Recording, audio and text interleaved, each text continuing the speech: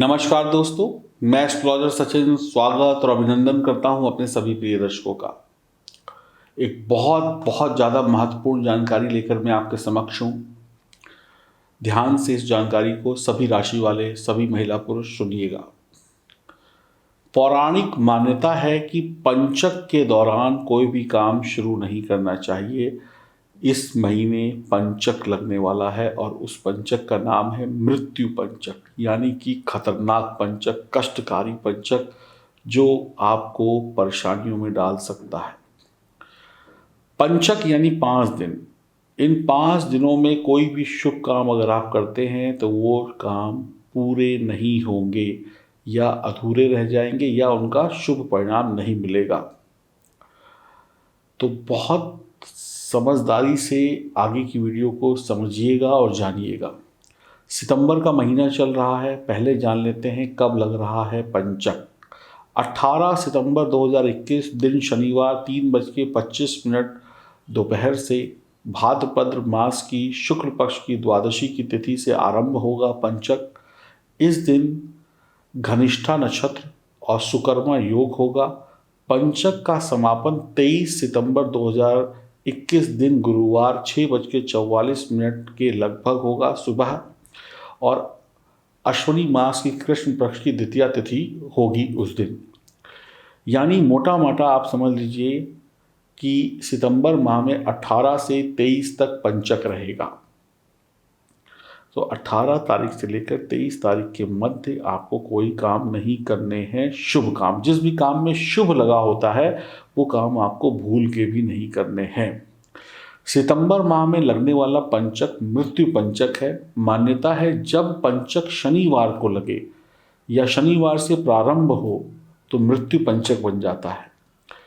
मृत्यु पंचक में विशेष सावधानियां रखनी चाहिए। शुभ काम भूल कर भी नहीं करने चाहिए, नहीं तो बुरा फल प्राप्त होता है। मृत्यु पंचक सभी पंचकों में सबसे ज़्यादा खतरनाक और सबसे ज़्यादा घातक है। आप जो भी करेंगे वो पूरा नहीं होगा, अधूरा रह जाएगा, हानि होगी। 5 दिनों तक सावधानी आपको रखनी चाहिए। इस पंचक को मृत्यु पंचक क्यों कहते हैं, इसको भी थोड़ा समझ लीजिए। ये देखिए, एक कुंडली आपके समक्ष आ गई।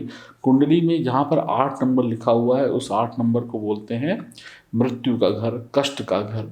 और 8 नंबर का मतलब हो गया शनि महाराज। तो शनि महाराज जो है वो दंडाधिकारी हैं, यानी कि सजा देते हैं। शनि महाराज जो हैं वो आपको कर्मों के हिसाब से फल देते हैं, तो इसलिए ये मृत्यु पंचक है। और यह पंचक शनिवार को लग रहा है, तो यह पंचक खतरनाक पंचक के रूप में सामने आएगा आपके, जो कि खतरनाक भी है, घातक भी है, कष्टकारी भी है। तो ये 5 दिन बहुत ही सावधानी के होंगे आपके। इन 5 दिनों में आपको क्या नहीं करना है।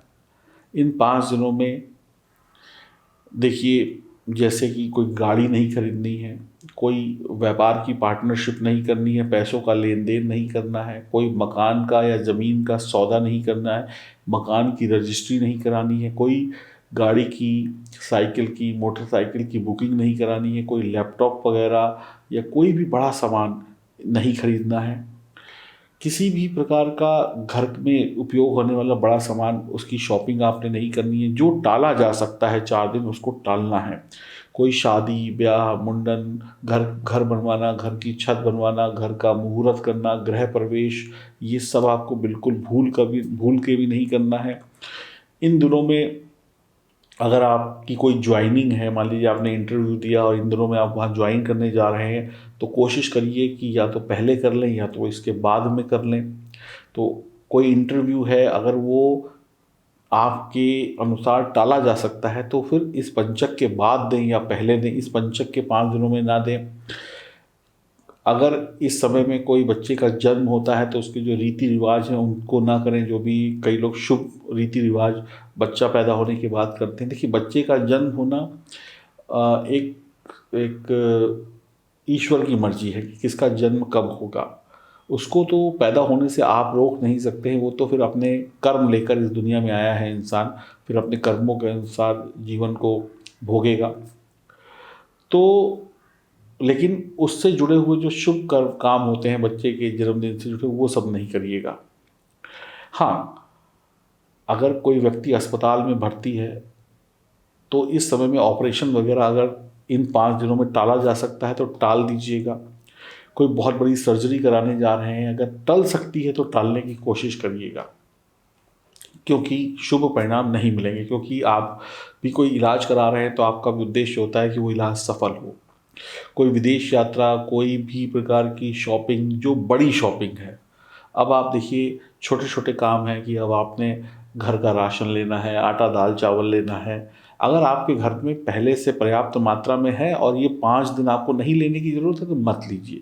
लेकिन छोटी मोटी चीज़ों को टाला नहीं जा सकता है। दूध लेना है, दही लेना है, वो सब तो आपको लेना ही पड़ेगा, तो उसमें इसका इतना विचार नहीं होता है। लेकिन कोई भी शुभ काम, उसमें आपको विशेष सावधानी रखनी चाहिए। कोई बैंक अकाउंट इन दिनों में ना खुलवाइए। कोई आपकी कोई मीटिंग है, कोई आप मान लीजिए नेता हैं, अभिनेता हैं, तो कोई फिल्म का मुहूर्त है या आपकी कोई सभा है तो उन दिनों में ना जाइए। सोशल मीडिया में आप एक्टिव हैं तो इन दिनों में कोई अपने नए चैनल मत बनाइए, नई चीज़ें मत बनाइए। तो ये सब चीज़ों का आपको ख्याल रखना है। जहाँ पर भी आप शुभ शब्द का इस्तेमाल सुनते हैं वो शुभ काम इन 5 दिनों में नहीं होने चाहिए। अन्यथा या तो वो काम शुरू तो हो जाएगा, उसमें पैसे की बर्बादी हो जाएगी, कष्ट हो जाएगा, बीच में लटक जाएगा, या जिस मुनाफे के साथ आप शुरू करना चाहते थे वो मुनाफा नहीं होगा और अन्य परेशानियां आती चली जाएंगी, कोई शारीरिक कष्ट हो जाएगा। तो ये सब चीज़ें आपको परेशान कर सकती हैं। तो किसी भी प्रकार का शुभ काम हमें नहीं करना है 18 से लेकर 23 तारीख के मध्य। इस बात का विशेष ध्यान रखेंगे सभी राशि वाले। पंचक आप ही नहीं, बड़े बड़े लोग इस बात पर विशेष ध्यान देते हैं। हमारे पास लोग डेट पूछते हैं कि हमें कब ऑफिस ज्वाइन करना चाहिए, कब अपनी गद्दी संभालनी चाहिए, कब हमें इंटरव्यू देना चाहिए, क्या उस तारीख को पंचक तो नहीं है। तो ये लोग, इसके लिए लोग बाकायदा अपॉइंटमेंट बुक करके हमसे चर्चा करते हैं। तो आपको तो मैं इस वीडियो के माध्यम से जानकारी दे रहा हूँ, तो आप सभी लोग इस पंचक का विशेष ध्यान रखिएगा। कई कुंडलियों में शनि की स्थिति खराब होना बहुत परेशानी का कारण बन जाता है, और शनि इस वक्त वक्री अवस्था में भी चल रहे हैं, जैसा कि आप जानते हैं। तो अगर आपकी जन्म कुंडली में शनि किसी प्रकार से प्रभावित है, शनि खराब स्थिति में है, या कोई और अन्य अशुभ योग या दोष बन रहे हैं, तो ये पंचक आपके लिए और घातक सिद्ध हो सकता है। इस बात को भी अपनी स्मृतियों में रखिएगा, यानी कि दिमाग में बिठा के रखिएगा। तो कुल मिलाकर आपने क्या सीखा इस वीडियो में कि 18 से 23 के मध्य हमें कोई भी शुभ काम नहीं करना है, और जो छोटे मोटे ज़रूरत के डेली मर्रा के काम हैं उनको कर सकते हैं। इसमें ही आपकी भलाई है।